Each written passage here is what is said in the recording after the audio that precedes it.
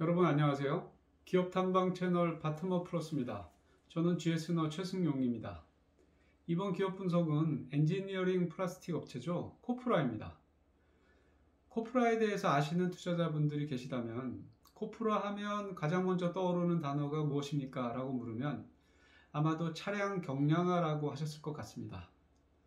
그렇습니다. 자동차 중량을 줄이기 위해 금속을 대체할 수 있는 소재, 즉 엔지니어링 플라스틱 칩을 만드는 업체가 코프라입니다. 하지만 유명세만큼 코프라의 주가가 선전하지는 못했습니다. 왜 그랬을까요? 또 앞으로는 어떨까요? 자, 지금부터 저와 함께 생각해 보시는 시간을 가지시기 바랍니다. 코프라의 주가를 움직이는 동인은 여러 가지가 있겠죠. 그런데 과연 더 핵심적인 동인은 무엇인지 궁금해졌습니다. 2016년 폭스바겐 디젤 쇼크가 터졌을 때 온갖 매체와 레포트들은 친환경 차량에 이어서 차량 경량화에 주목했습니다. 관련 종목들도 많이 소개됐고 회자되었습니다. 그러나 주가는 2016년 꼭지를 찍고 2020년 전반기까지 4년 동안 하락했습니다. 우선 코프라 매출과 주가 관계를 보시겠습니다. 그림에서 보시면 코프라 주가는 2015년에서 16년 최고치를 기록한 다음 하락했습니다.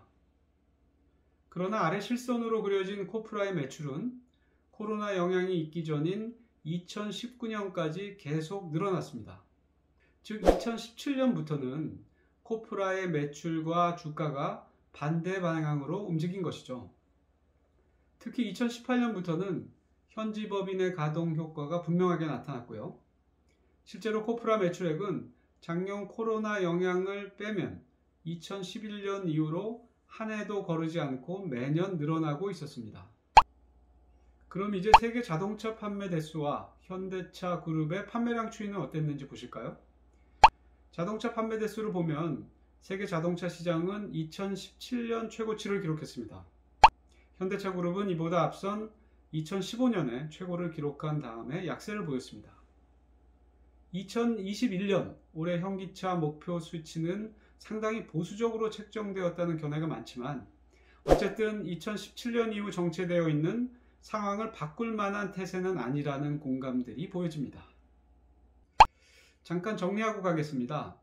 우선 코프라 주가의 변곡점에서 코프라 매출이 가장 핵심적인 주가 동인은 아니었던 것으로 보입니다. 앞서 보신 것처럼 매출 추이와 주가 방향성은 정확히 일치하지 않습니다. 다만 코프라 매출 추이가 세계 자동차 수요나 현대차 그룹의 판매 대수 등 외생 변수에만 완전히 의존하지는 않았다는 점도 엿볼 수 있었습니다. 현지 법인 설립과 가동의 영향이 큰 것으로 보이지만 그림처럼 본사 부문 판매량은 현대차 그룹 판매 대수가 하락하는 모습과는 다르게 2018년까지 꾸준한 성장을 했습니다.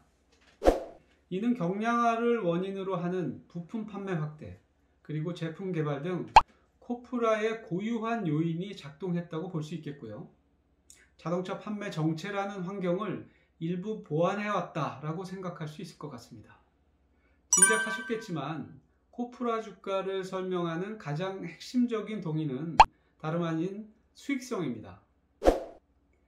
매출이 2017년에서 19년 계속 증가했지만 그림 아래에서 보실 수 있듯이 매출 총 이익률이나 영업이익률은 이미 2016년 정점을 찍고 완연하게 떨어집니다.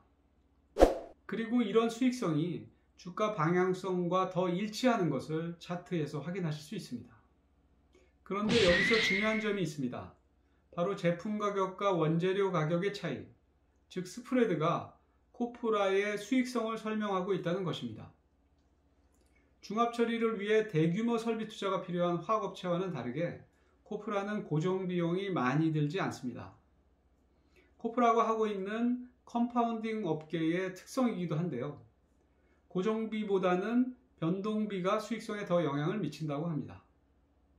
컴파운딩 업체는 소재를 사와서 첨가제와 보강제를 넣고 물성을 강화한 제품을 만드는 것이기 때문에 원재료 매입가와 제품가의 차이, 즉 스프레드가 더 수익성에 좌우하는 것입니다. 그림에서 보시는 통합 스프레드 추정은 산출 방식과 기존 원재료 재고 등으로 인해서 실제와 차이가 있습니다. 다만 스프레드의 방향성과 높낮이는 유의성이 있기에 사용했음을 알려드립니다. 그림에서 보시면 왼쪽 아래에 PP, 가운데 위 아래에 있는 PA66과 PA6, 이들이 코프라의 주 원재료입니다. 오른쪽의 아디픽산과 카프로락탐은 각각 PA66과 PA6의 기초 원료입니다. 가격 차트를 보고 계신데요. 스프레드 아쿠아의 문제는 PA66의 가격이 2017년에서 2019년까지 다른 원재료에 비해 더 급등했던 데서 비롯되었습니다. 코프라 매출에서 PA66은 40%대 후반의 비중으로 매출 비중이 가장 높은 제품입니다. 따라서 수익성 악화에 그만큼 크게 영향을 미친 것이죠. 자, 주가와 PA66 가격을 보실까요? 어떠세요? 거의 반대로 움직입니다. 2011년부터 2016년까지 PA66 가격이 줄곧 떨어지는 동안 원재료비 부담을 낮춘 코프라는 스프레드가 커지면서 주가는 2015년, 16년 최고치까지 상승이 이어집니다. 2017년부터 2019년까지 보면은 PA66 가격 상승, 그리고 스프레드 하락, 그리고 주가 하락 지속의 고리가 연출되었습니다. PA66 가격은 2019년 초부터 하락으로 돌아섰는데요. 톤당 2,700에서 2,800달러 수준까지 떨어지면서 스프레드가 개선세로 돌아섰고 수익성과 주가도 반등을 이끌어냅니다. 자, 이쯤 되면 코프라 주가의 핵심 동인은 PA66, 즉 원재료 가격 등락에 연유한 스프레드 변화였다고 말할 수 있지 않을까요? 물론 다른 요인들도 있지만 아직도 스프레드가 미치는 영향력을 넘어서지는 못하고 있는 것으로 저는 보고 있습니다. 코프라의 주가와 수익성에 지대한 영향을 미치는 스프레드 넘사벽이라고 해야 될까요? 스프레드에 대해서 좀 생각해 보았습니다. 검토하면서 얻은 두 가지를 요약해 보면, 첫째로 PA66 가격 급등 가능성은 당분간 높지 않아 보인다. 두 번째는 궁극적으로 스프레드 부담을 완충하려면 기업이 원재료 가격 변동의 위험을 극복할 만한 역량을 가져야 하는데 결국 이것은 부가가치와 수요가 관건이다. 그림을 보시겠습니다. 제품 가격은 원재료 가격과 스프레드의 합이죠. 여기서 원재료 가격은 기업이 컨트롤할 수 없는 100% 외생 변수입니다. 코프라의 원재료인 PA66, PA6, PP는 최근 저점에서 반등 중인데요. 기저효과 영향이 큰 것으로 보입니다. 제 생각으론 2018년, 19년 같은 가격 급등 가능성은 낮을 것으로 봅니다. 국제 원유가가 과거에 비해서 낮고 앞서 본 기초 원료들의 가격도 낮아서 PA66 등 원재료 가격 상승을 압박할 만한 정도가 아니라고 보기 때문입니다. 코로나 상황 회복과 기저효과로 PP가 단기적으로 상승폭이 있지만 전체적으로 원재료 가격은 올해 중반쯤엔 안정된 가격으로 수렴할 것으로 예상합니다. 따라서 코프라는 21년 연간으로는 작년 수준에서 크게 벗어나지 않은 스프레드 수준을 갖게 될 것으로 보고 있습니다. 그렇다면 수익성은 작년에 회복된 수준에서 올해도 대체로 이어질 것으로 보는 것이 적절해 보입니다. 코프라가 통제할 수 있는 부분은 결국 그림 가운데에서 보시듯이 부가가치를 높이는 경쟁력입니다. 배합 기술과 공정 기술을 통해서 낮은 단가로 제품을 만들 수 있는 능력, 그리고 금속을 대체할 부품을 다양화하는 역량이 그것일 것입니다. 2016년 이후 원가 부담, 자동차 판매량 부진 시기에 코프라의 대처를 살펴보면 나름 경쟁력이 발휘되고 있다고 판단할 수 있습니다. 배합기술과 공정기술의 경쟁력으로 고객 기반에 별달리 타격 없이 판매량을 늘릴 수 있었던 점, 그리고 가격이 급등한 PA66을 대신해서 PA6 혹은 PP 등의 활용을 높이는 비중 조절 등을 발견할 수 있었습니다. 하지만 원재료 가격 변동 위험을 압도할 만큼의 수준이 되었다고 보기는 아직 어렵습니다. 이런 점은 앞으로 코프라의 경쟁력 향상을 판단할 중요한 관찰 포인트가 되겠죠. 다음은 제품 가격에 영향을 미치는 수요 부분입니다. 완성차 업체가 친환경 부품을 얼마나 써야 되는가 라는 문제이기도 한데요. 규제 일정의 임박 정도와 정책 강도, 여기에 따른 자동차 업체의 중장기 플랜을 살펴봐야 합니다. 그리고 친환경 부품이 효능과 가격 측면에서 실효성이 있는가 등이 제품 수요에 영향을 주는 것들이라고 봅니다. 이 부분에서 코프라가 좋은 경량화 제품을 만들어내는 것도 중요하지만 당분간은 수요자인 완성차 업체의 입장에 더 좌우되는 상황인 것 같습니다. 정리하여 요약하면 코프라의 주가 핵심 동인인 스프레드는 코프라 고유의 요인보다는 아직은 외생 요인의 영향력이 더 큰 상태라고 보입니다. 주가 전망 역시 이를 고려해서 판단해야 할 것입니다. 사실 이런 점을 이번 영상에서 꽤 시간을 들여서 말씀드리는 이유는 투자자분들이 너무 테마나 재료로 주가를 판정하지 않으셨으면 하기 때문입니다.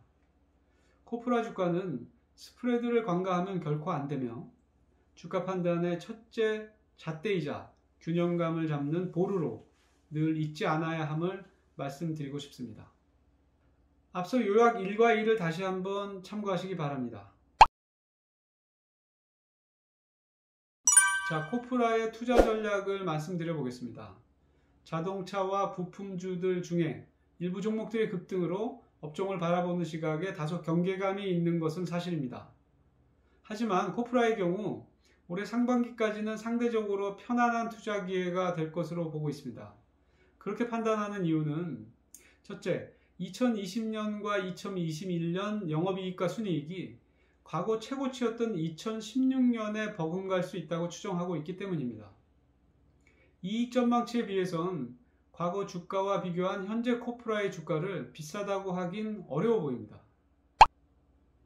둘째는 실적 추정의 근거를 되돌아보았을 경우 올해 상반기까지는 스프레드 상황, 매출 전망의 변수들이 안정적일 것으로 보기 때문입니다.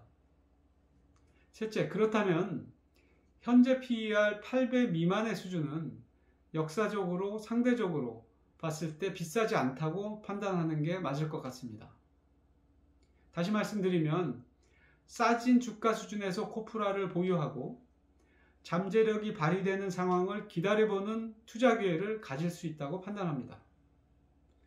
최근 친환경 차량에 대한 이슈, 그리고 코프라 고유의 경쟁력을 만들어가는지를 확인해보는 주가를 들고 기다려볼 만한 시기로 올 상반기가 적절해 보입니다. 다음 동영상 2편에서는 1편에서 제안한 투자 전략의 배경이라고 할 수 있는 실적 추정의 근거들을 설명할 예정입니다. 그리고 코프라에 대한 좀 더 세부적인 내용들, 그리고 전기차 기대에 대한 허와 실 등에 대해서 알아보면서 투자 전략을 구체화해 보도록 하겠습니다. 시청해 주셔서 감사합니다. 좋아요, 구독, 그리고 댓글이 힘이 많이 됩니다. 부탁드리겠습니다. 감사합니다.